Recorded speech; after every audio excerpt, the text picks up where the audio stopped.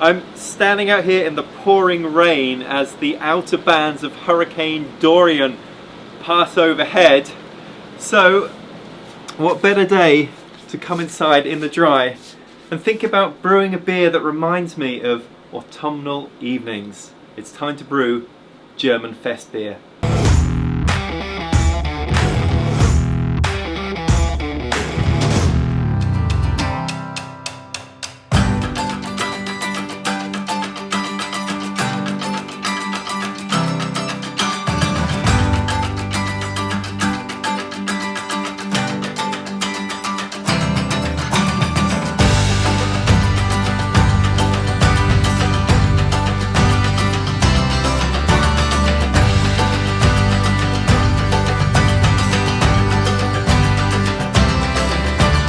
Ingredients. Well, this is a German lager at its heart, so the base malt is German Pilsner.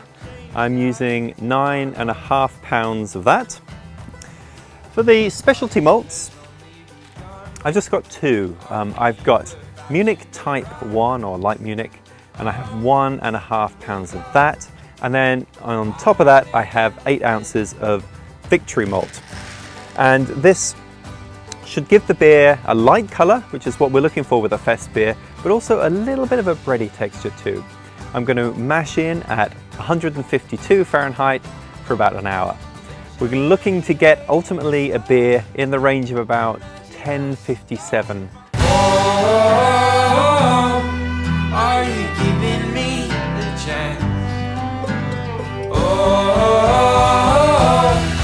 We're not made to be what's before us here. So Festbier, you're probably thinking Oktoberfest, right? You'd be right. This is the sort of beer that is served in Munich for Oktoberfest. But if you're from the US in particular, it might not be the beer style that you're expecting. That kind of amber-coloured Oktoberfest beer that's sold in the US is not what Festbier is. The reason for that is basically changing tastes. That people are drinking these 1 litre steins of beer, and the lighter straw-coloured beer has proven to be a lot more popular than the sort of traditional Oktoberfest beer. So if you go to Munich Oktoberfest now, it's very likely you're going to see Festbier as being the most popular drink rather than the more traditional Oktoberfest beer, the Marzen style beer that perhaps we're used to here in the US.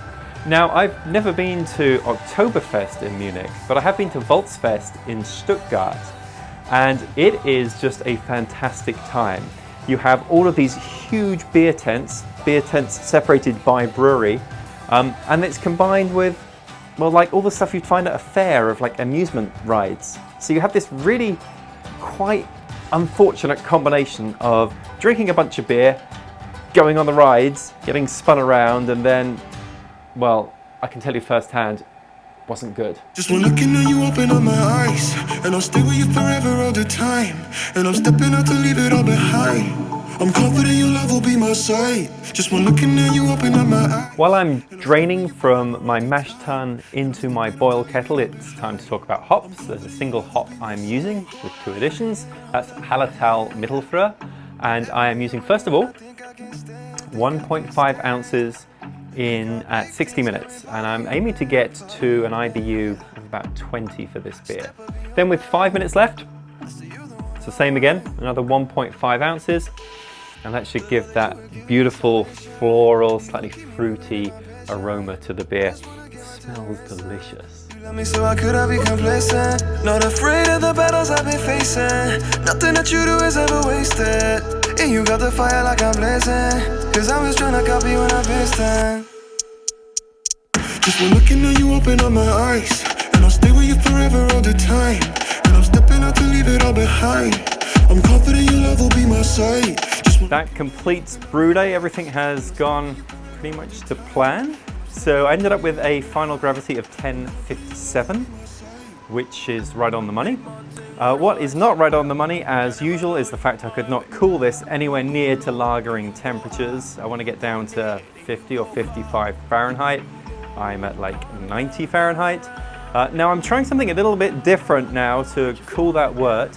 So I ran my immersion chiller as long as I could, got that down to 90. I've now put it in my chest freezer, and normally what I do is I set it to about the temperature I want it to be at, and I kind of wait overnight.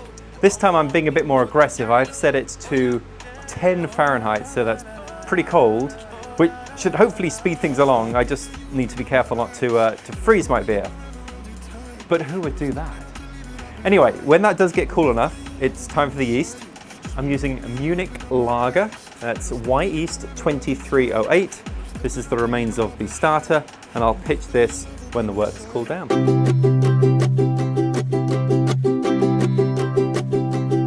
So I'm here with Brian to taste the Festbier, which came out at 6.7%. Brian is star of my most popular video ever, where we we did the $300 versus $3,000 beer systems to see which was best, and it turns out that no matter how much you spend on the beer system, you can still screw it up. Yeah, well, all beer is good too, is the other thing I learned.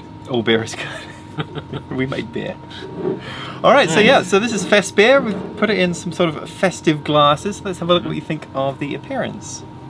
So compared to, like, to me when I think Oktoberfest, I think of the Marzen style beer, and this is definitely a very different color. Yeah, definitely different color. Yeah. Carbonation looks good. Lots of bubbles. Yep. Right. All right, let's see the smell. So I think, like most of the German lagers I've brewed, there's not a lot of hop aroma. No, there's almost no hop aroma that I can smell, but it's a little bit. Smell a little. Almost a little bit of sweetness out of it. You smell that? Yeah. Yep. That's very, very good. Now, this is a lager, right? Yes. Okay. Yeah. You can taste the lager yeast. Yes. Right. It's got a lot of flavor to it.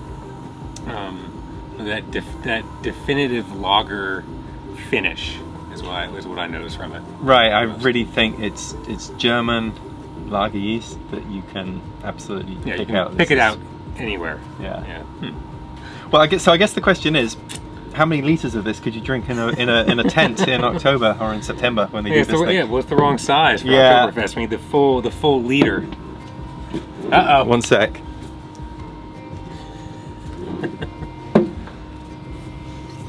All right, so when you get done with your pint, we'll give you a proper one. Wow, there we go. Now we're talking. Now we're talking official Oktoberfest drinking vessels. That's right. Well, I'm glad you like it. No, that's great. Cheers.